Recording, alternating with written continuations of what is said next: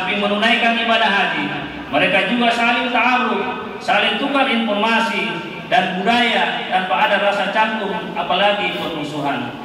Keadaan seperti ini akan benar-benar terasa di saat mereka wukuf di padang Arafah dalam suasana penuh kedamaian, tanpa perbedaan ras, tanpa perbedaan suku, tanpa perbedaan bangsa, tak peduli raja atau rakyat biasa, tak ada beda hamba sahaya maupun seorang penguasa.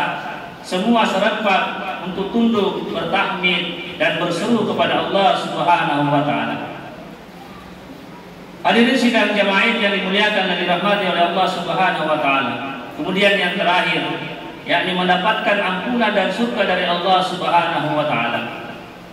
Para hujjaj yang telah mensucikan diri melalui proses pertaubatan, beribadah, berdoa, dan ia benar-benar menunaikan ibadah haji sesuai syarat dan rukunnya, maka mereka akan mendapatkan haji yang mabrur, bagaikan anak yang baru lahir, laksana kertas putih yang bersih tanpa noda, dan surgalah sebagai imbalannya.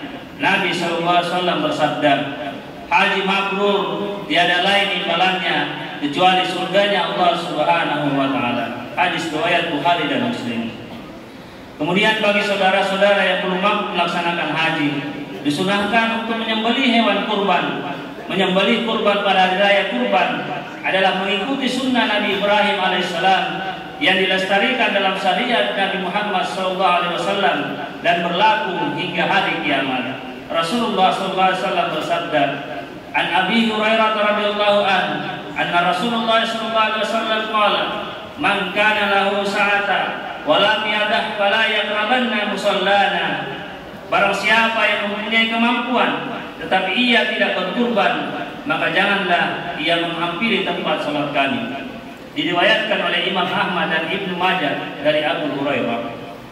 Allahu Akbar, Allahu Akbar, Allahu Akbar, walillahil hamd.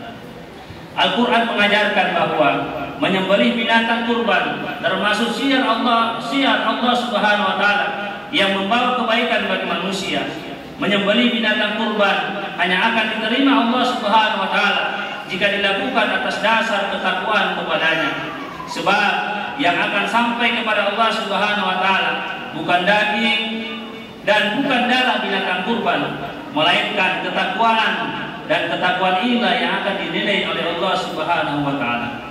Kurban dapat membersihkan dosa-dosa kita yang telah lewat maupun dosa-dosa yang akan datang. Nilai dan pahala kurban akan kita dapatkan selama ibadah kita didasarkan pada motivasi ilahi ta'ala, hanya karena Allah Subhanahu wa ta'ala semata. Maka dari uraian khutbah kali ini dapat kita simpulkan bahwa hikmah Idul Adha adalah memantapkan akidah iman kita, mempersatukan jiwa dan menegakkan kebenaran. Jiwa perjuangan dan pengorbanan merupakan bagian penting untuk meraih kesuksesan dalam hidup, sehingga menjadi kewajiban mutlak bagi kita sebagai umat Islam yang ingin mendapatkan ridho dari Allah Subhanahu wa taala.